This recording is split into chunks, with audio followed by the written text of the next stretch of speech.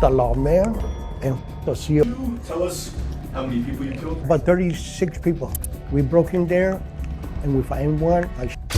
There was a dish next to the house and I buried them. Why would they have proper burial? There, let the worm eat them. José Manuel Martínez viveu uma vida que vai te deixar horrorizado. Ele foi um dos criminosos mais casca-grossas que existiu. Em suas mãos, ele causou a morte de mais de 30 homens mandados pelos mais brutais líderes de cartel. José tirou a vida como se elas não significassem nada. Ele fez o terror em quase todos os estados dos Estados Unidos, que ganhou o apelido de El Mano Negra. Esta é a vida do mais perigoso assassino de aluguel de todos os tempos. You can't imagine what people have told me when they hired me to go and kill a person for them. After I get paid, they told me, you know what, Martinez? I feel a weight have lifted from my heart. A vida de José Martínez começou muito normal. Ele nasceu em 1962 no estado da Califórnia. Assim que José aprendeu a andar, seus pais mudaram a Sinaloa, no México, um estado conhecido pelos maiores e mais notórios líderes do narcotráfico. Essa mudança viria para definir a jornada de José para o resto de sua vida. After I learned to walk and talk, we moved to Cozala, Sinaloa. Okay. José e seus irmãos passaram parte de sua infância em Sinaloa, e Sinaloa é uma rota para o crime e a produção de papoula. Quase todas as organizações do México têm suas origens nesta região, e o maior cartel, o de Sinaloa, é dono desta região. O cartel de Sinaloa é frequentemente descrito como a maior e mais perigosa organização criminosa da América. Powerful is the Sinaloa cartel. Almost the 70% of the world is infected by this cartel. E José está no meio disso. A vida em Sinaloa para a família de José foi marcada pela pobreza. Embora José fosse jovem na época, ele já sabia que havia pouca comida para comer. E aos 11 anos, sua família decide voltar para a Califórnia. E foi aí que tudo começou. Back when I was about 11 years old. What do you remember about that? I remember that people were making fun of me because I didn't know how to speak English. Como sua família tinha levado ele para o México, ele não conseguiu aprender inglês, apenas o espanhol, fazendo com que ele se tornasse um alvo para o bullying. José sentiu o peso de ser zombado. Ele rezava todos os dias para que sua família voltasse para Sinaloa, mas ele sabia que isso não iria acontecer, e foi aí que ele começou a planejar sua primeira vingança. So I told my mom I was going to kick this kid because he said I should go back to Mexico. Okay, that I don't belong in the United States. A vida na Califórnia não era muito diferente em Sinaloa, já que sua família estava em uma crise financeira. Foi aí que sua família resolveu se mudar para outra cidade, chamada Early March, onde moravam numa fazenda. Ele esperava novamente que as coisas melhorassem ali, mas ele não teve tanta sorte. And then we moved to Early March. And the same shit happened. Além dele voltar a sofrer bullying, ele descobriu que seus pais estavam se separando. E isso o marcou para sempre, já que uma nova figura surgiu na história. Later, my mom got a new boyfriend. That's Pedro. Pedro Fernandez. A mãe de José conheceu Pedro Fernandes e se casou com ele quase imediatamente. Ele parecia um homem bom, já que protegia sua mãe e agora sua nova família. Mas tinha um detalhe. My stepdad was a dealer.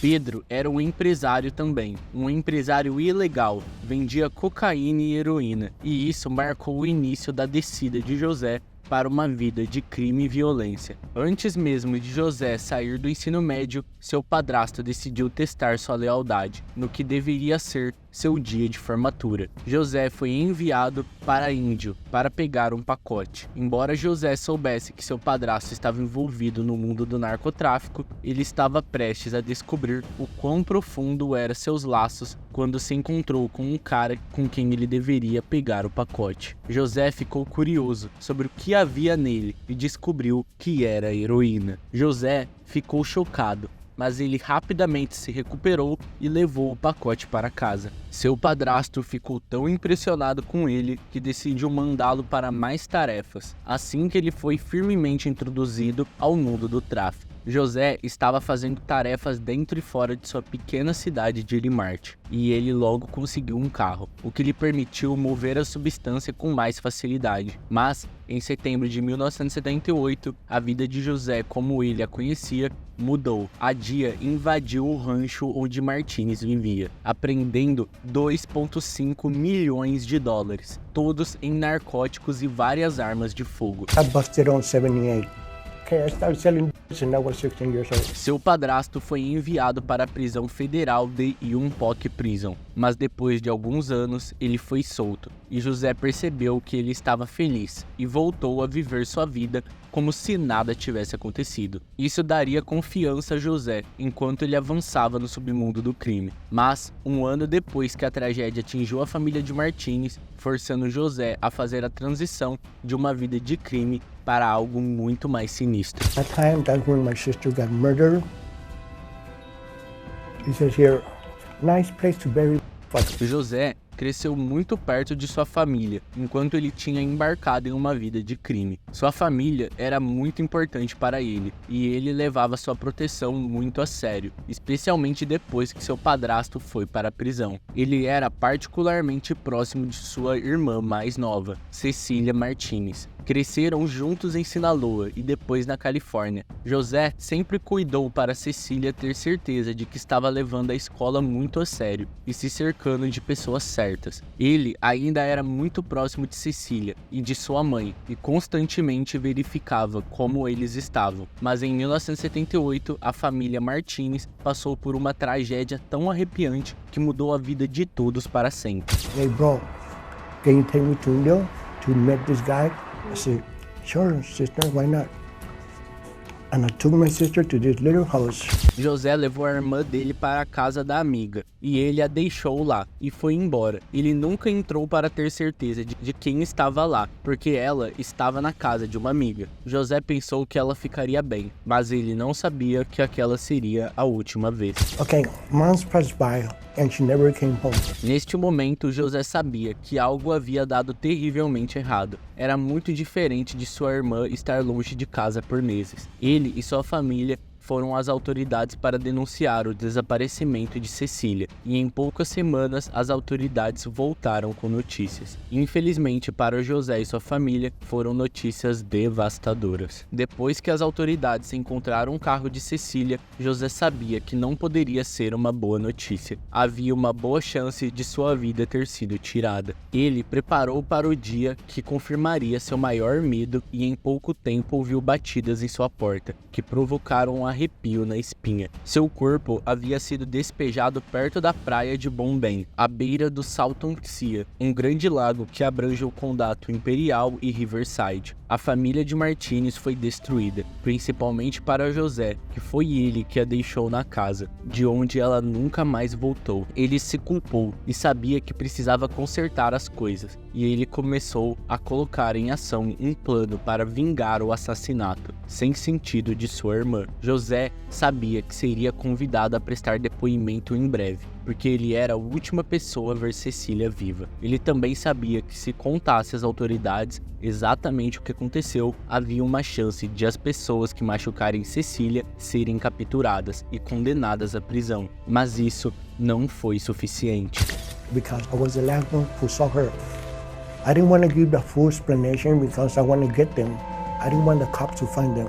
I want to find them. Ele queria que eles sentissem a dor que ele e sua família sentiram quando eles foram informados de que Cecília havia sido tirada deles. Ele queria defender a honra de sua irmã e sentiu que a única maneira de fazer isso seria fazê-los pagar de sua maneira. José acompanhou sua mãe perturbada ao xerife do condado de Riverside para fazer uma declaração sem conhecimento aos policiais encarregados do caso. José havia omitido detalhes importantes em seu depoimento. José imediatamente começou a procurar o homem que machucou sua irmã.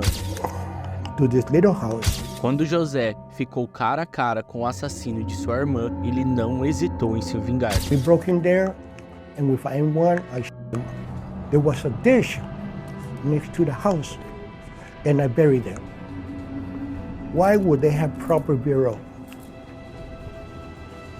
There, let the worm eat them. Naquele momento, depois que os assassinos de Cecília foram jogados na vala, José se tornou um novo homem. E ele disse: eu era um homem legal até que mataram minha irmã. E desde então eu disse, quando meu pai estava no funeral, eu disse ao meu pai que vou pegar eles. Ele disse: filho, deixa Deus cuidar deles. Eu disse: pai, Deus não vai fazer merda nenhuma. José não sentiu vergonha nem culpa depois de fazer o que ele fez. Ele sentiu orgulho. Ele disse: sinto tanto orgulho de ter sido eu, não sei se você se sente bem. Eu sinto algo relaxar em meu coração. Com isso, José começou sua incursão no caminho sombrio e agora com mais confiança em busca de vingança. A vingança desligou algo nele e ele agora era capaz de qualquer coisa. Mas não importa quantas vidas ele terminasse em seu caminho, ele nunca esqueceu as primeiras vidas que tirou e nunca esqueceu o que tirar essas vidas significou para ele e sua família. E mesmo quando o assassino de sua irmã chegou ao fim, ele confessou seus atos às autoridades. Ele nunca contou a ninguém sobre a localização daqueles 3 corpos. Aqueles ossos que ele disse não merecem ser encontrados. Mas antes que esse tempo chegasse, José construiria uma reputação terrível, causando medo nos corações daqueles que ouviram seu nome. É um Mano Negra. Lawman and the CEO. José Martínez queria tentar uma última vez viver no caminho certo enquanto crescia. Ele sempre quis se juntar aos fuzileiros navais e quando completou 18 anos, decidiu tentar. Ele foi para Bakersfield para se inscrever nos fuzileiros navais, mas infelizmente para José, ele foi rejeitado. 2% of didn't accept me because I was a 9th grade drop. Apesar da rejeição, José estava determinado a se tornar um fuzileiro naval. Então ele procurou a ajuda de um de seus parentes, que era fuzileiro naval, antes de se tornar um oficial correcional. Mas José estava novamente rejeitado, agora desta vez por um membro de sua família. Após a segunda rejeição, José desistiu. Ele abandonou seus sonhos de se tornar um fuzileiro naval e, com isso, sua esperança de se manter no caminho certo e correto. Ele totalmente abraçou uma vida de crime na fatídica manhã de 21 de outubro de 1980, com uma sensação inconfundível de desgraça pairando no ar enquanto José se encontrava no banco do passageiro do carro de seu amigo. Seu destino era a casa modesta de David Bola, um homem cuja vida estava prestes a acabar. Enquanto os primeiros raios do amanhecer preenchiam a escuridão, José viu David acompanhado por sua esposa saindo de casa. O marido e a esposa completamente inconscientes do que esperavam. Eles tinham um dia inteiro cansativo de trabalho esperando por eles, em T. Vineyards. Embora o trabalho fosse difícil, era o único meio de sustentar sua pequena família enquanto dirigiam, no silêncio misterioso da manhã. O carro de José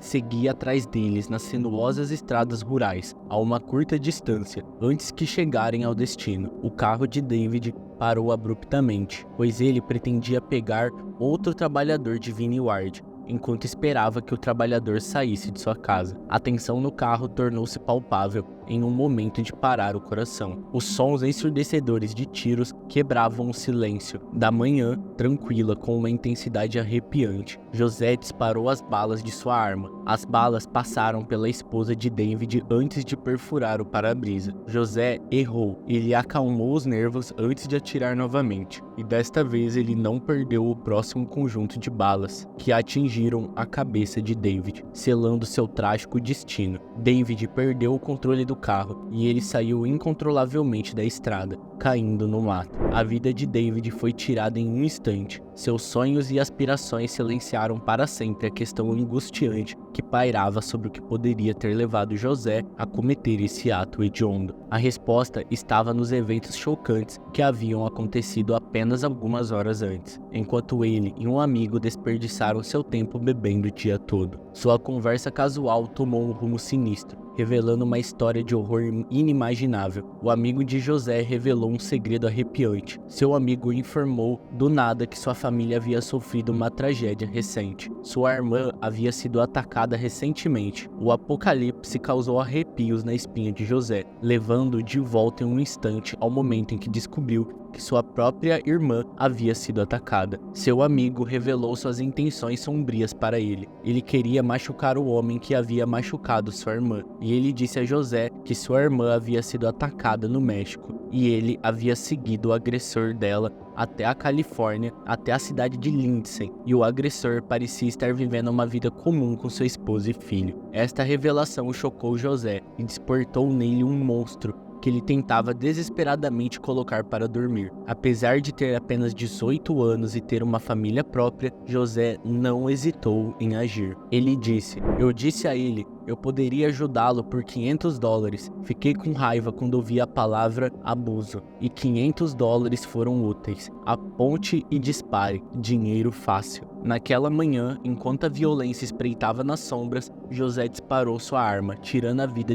de David Bola e infringindo a punição que ele pensava ser devida. E El Mano Negra nasceu naquele dia. José começou sua jornada como assassino a sangue frio, conhecido como El Mano Negra, e isso começou em setembro de 1982. Mas antes disso, em junho de 1979, na remota cidade de La Cofradia, aninhada nas profundezas da formidável Sierra Madres, um incidente ocorreu que voltou para José Martínez. Naquele dia fatídico, um sentimento inquietante pairava no ar enquanto cerca de 50 pessoas se reuniam para uma festa aparentemente inocente. Este evento ocorreu na casa de um homem que frequentemente viajava entre o México e o setor agrícola da Califórnia. Mas naquele dia o evento estava acontecendo em Lacádia, uma pequena cidade que parecia pertencer ao século anterior, um forte contraste com as cidades movimentadas e isoladas da conveniência das comodidades modernas. Mas essa cidade era um lugar onde as pessoas se movimentavam por debaixo dos panos. Uma corrente sombria fluía à medida que o comércio de drogas ganhava popularidade e se tornava importante para a economia. À medida que o sol chegava ao seu fim e vinha a noite, um grupo de 50 pessoas começava a festejar. Mas, quando a festa estava encerrando, uma luta sobre quem estava dançando com quem se seguiu, e todo o evento tomou uma reviravolta drástica nas sombras escondidas. As armas de fogo foram sacadas, e antes que a noite pudesse chegar ao fim,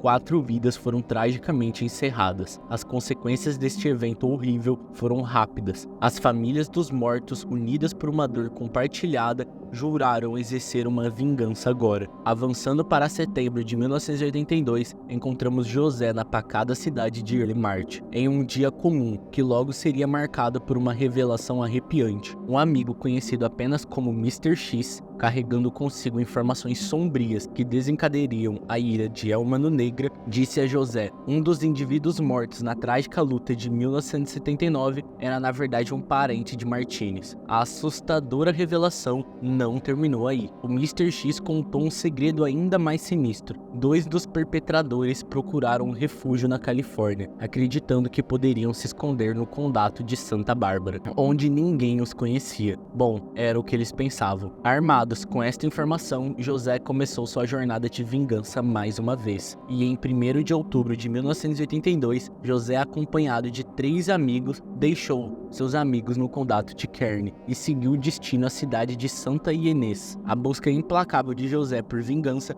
alcançaria o seu auge arrepiante. O suspense pairava no ar, impulsionando-os para um confronto que alteraria o curso da vida deles. José encontrou o homem que lhes disseram para procurar, por dirigir um trator, e ele abriu fogo. Mr. X deu a ele $2.500, mas José negou o dinheiro. Ele queria estar no mesmo nível que o Mr. X e queria mostrar a ele do que era capaz. E agora Mr. X colocaria José no negócio sinistro de um assassino de cartel. José se viu no centro de uma disputa de cartel. I guess you got the right to remain silent and everything that you say will be against you for law. You can hire for.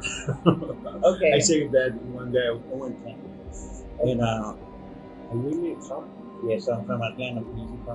2 semanas depois, quando seu pager tocou, a mensagem exibida na pequena tela verde revelou que o Mr. X estava em uma situação delicada e precisava de sua ajuda, sobre um homem que lhe devia $95 mil.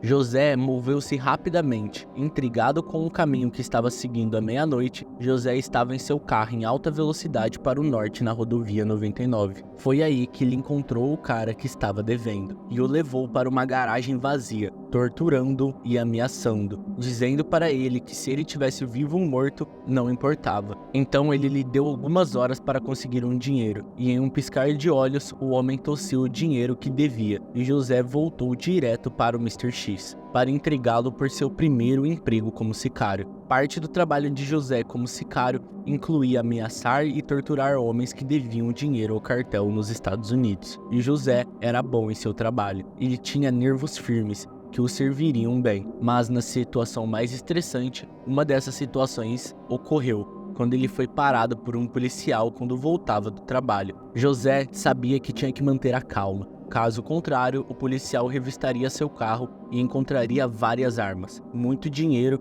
e todos os tipos de substâncias ilegais. O policial disse que iria trazê-los os cachorros para revistar o carro, e José, com um sorriso no rosto, calmamente se ofereceu para ajudá-lo na busca. Vendo José tão à vontade, o policial desistiu. Se os cachorros tivessem vendo Martínez, teriam encontrado seu saque legal. Quanto mais empregos José recebesse, mais ele se tornaria o melhor assassino de aluguel para os cartéis. José aprendeu sozinho como tirar a vida das pessoas de forma eficiente, assistindo a muitos filmes de assassinos, como o filme do Rambo. E ele disse: a primeira coisa é não ficar nervoso e não deixar evidências. Tenha paciência. José não era apenas um bom matador de aluguel, ele era diferente. Ele, às vezes, cometia alguns atos aleatórios de violência, que não tinha nada a ver com os cartéis, e às vezes cometia alguns atos de bondade, como a vez em que ele atirou em um homem apenas por estacionar na garagem de sua mãe. Mas, por um momento de fraqueza,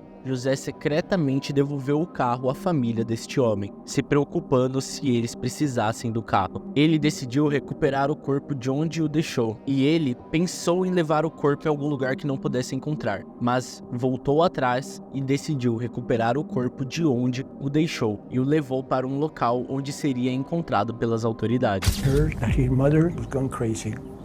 She wanted her son dead or alive, and I feel sorry for what I did. I say I have a mother too, and I don't want her to be in the same shoes as she is. Mas esses atos aleatórios de violência, seguidos de gentileza, logo levariam ele para o seu fim. 3 semanas após o ataque de David Bola, uma testemunha aparece com informações cruciais que colocariam as autoridades no encalço de El Mano Negra. Uma testemunha revelou que o assassinato havia sido cometido por um homem chamado José Martínez, e passou a fornecer detalhes específicos sobre o ataque de uma forma que apenas uma pessoa que viu tudo acontecer saberia. A testemunha alegou que o assassinato foi vingança por um ataque ocorrido durante um jogo de cartas, alguns meses antes. Os policiais investigaram a denúncia, mas chegaram a um beco sem saída. Eles nunca conseguiram encontrar qualquer outra informação que ligasse José ao ataque, e a testemunha não estava disposta a se apresentar para testemunhar. As autoridades não tiveram escolha, a não ser abandonar o caso, algo que eles fariam várias vezes ao longo dos anos, enquanto tentavam desesperadamente capturar o sicário El Mano Negra. O nome de José Martínez continuou aparecendo em vários casos. Seu nome apareceu como fonte de um assassinato e como presença nos eventos que levaram a outra e várias ocasiões. Os policiais pensaram que ele poderia ser aquele que procuravam por El Mano Negra, mas mesmo assim, nunca puderam acusá-lo de assassinato. Em setembro de 2009, José atacou brutalmente um homem no El Marte. Em poucos dias, as autoridades souberam, pelos amigos da vítima, que uma pessoa conhecida como El Mano Negra estava procurando por ele e ameaçando tirar sua vida. Felizmente para eles, encontraram uma mulher que disse que José havia tentado contratá-la para atrair a vítima para um lugar isolado. Eles finalmente encontraram a conexão que procuravam entre El Mano Negra e José Martínez. Os policiais descobriram que ele tinha um mandato pendente por violação da liberdade condicional e possivelmente outro por roubo de carro, e começaram a ir atrás dele. Eles prenderam José por violação de liberdade condicional, mas pouco antes de conseguirem algemá-lo, ele engoliu seu chip de celular. Então os policiais não puderam ver suas mensagens de texto. Eles tentaram substituir o chip por outro, mas as mensagens desapareceram. Dumb cop, you're always gonna be a dumb cop. Really? But it's true. Okay? I don't Yeah. know. What should they have done? I mean, what they say is you didn't leave any evidence. Yes, exactly. I never leave evidence. Os policiais tentaram interrogar José, mas não chegaram a lugar nenhum. Perguntaram se ele poderia explicar porque todos em Ele Marte acreditavam que ele era a pessoa que atacou a vítima. José disse a eles que não tinha ideia de por que as pessoas pensariam isso e começou a informar aos policiais que todos em Ele Marte estavam mentindo. A entrevista durou menos de 1 hora. E quando eles não conseguiram tirar nada de útil dele, eles a autuaram pelas violações da liberdade condicional. Ele passou alguns meses na prisão. O assassinato, no entanto, permaneceu sem solução. Todos estavam com muito medo de Almano Negra por testemunhar contra ele. Mas, para a sorte deles, o fim veio mais rápido do que eles pensavam, pois Almano Negra aceitou um emprego na Flórida para tirar a vida de um homem que havia roubado membros do alto escalão do cartel e ainda devia dinheiro para José. Ele observou o homem por alguns dias, mapeando sua rotina. Quando ele teve todas as informações de que precisava, ele se passou por proprietário de uma casa que precisava de trabalhos de alvenaria. Me that you're a Missouri worker and I want you to come so you can give me an estimate price on my house. Quando o homem apareceu para fazer uma oferta para o trabalho, José o pegou e o forçou a entregar o dinheiro que ele roubou e que havia sido enterrado. I locked the door.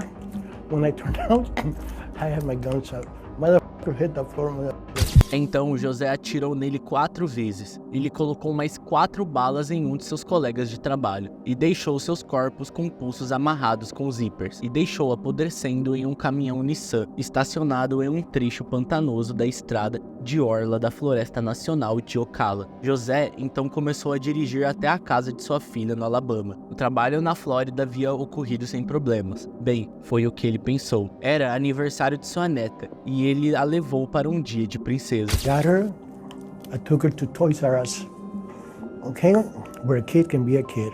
Enquanto ele se divertia com sua família, ele não percebeu que deixou pegadas no trabalho na Flórida, que levaria as autoridades diretamente até ele na Flórida. No caminhão da vítima foi encontrada uma lata de Mountain Dew, um refrigerante famoso por lá. Ela estava bem no console do carro. Eles a esvaziaram e encontraram uma bituca de cigarro que ensacaram e etiquetaram como evidência. Eles enviaram para o laboratório criminal para teste. Aquela bituca de cigarro daria positivo para as impressões digitais de José, e agora estavam preparando o terreno para sua prisão. Quando os policiais o levaram para interrogatório sobre por que as impressões digitais de um homem da Califórnia foram encontradas em uma cena de crime na Flórida, o que eles ouviram foi uma confissão. Causou arrepios na espinha. Depois que José foi trazido, eles disseram a ele que tinham evidências de DNA para os assassinatos na Flórida. Os policiais esperavam que José demorasse um pouco e o enviassem em uma perseguição inútil, mas o que ele fez a seguir chocou naquele momento. José disse: "Vocês foram muito respeitosos comigo e eu agradeço por vocês quererem que eu diga a verdade." Os policiais ouviram isso com entusiasmo. "Sim, eu matei aquele filho da puta." Após os policiais questionarem mais detalhadamente, José lançou uma revelação mais chocante ainda. Can you tell us how many people you killed? About 36 people. José confessou mais de 9 assassinatos, dando descrições detalhadas da cena do crime e o número de balas usadas. Ele disse que havia alguma coisa na Califórnia que ele queria tirar do peito. Também ele pediu aos detetives para ajudá-lo. José Martinez foi preso e acusado de vários assassinatos em muitos estados dos Estados Unidos. José confessou porque estava cansado de sempre se esconder e ele também saberia que não era capaz de parar com o que fazia. Thief, always a thief. They say once a gangster, always a gangster. Once a killer, always a killer. José recebeu várias sentenças de prisão perpétua após sua condenação e escapou por pouco da condenação de morte. Agora, se você quer ter acesso a vídeos exclusivos, peço que se torne membro por R$ 4,99. Você vai ter exclusividade nas lives, selos e milhares de vídeos que só membros podem assistir. E estes vídeos são vídeos que nem o YouTube permite colocar ao público. Apenas membros podem assistir, de tão pesado que eles são. Cara, é só R$ 4,99.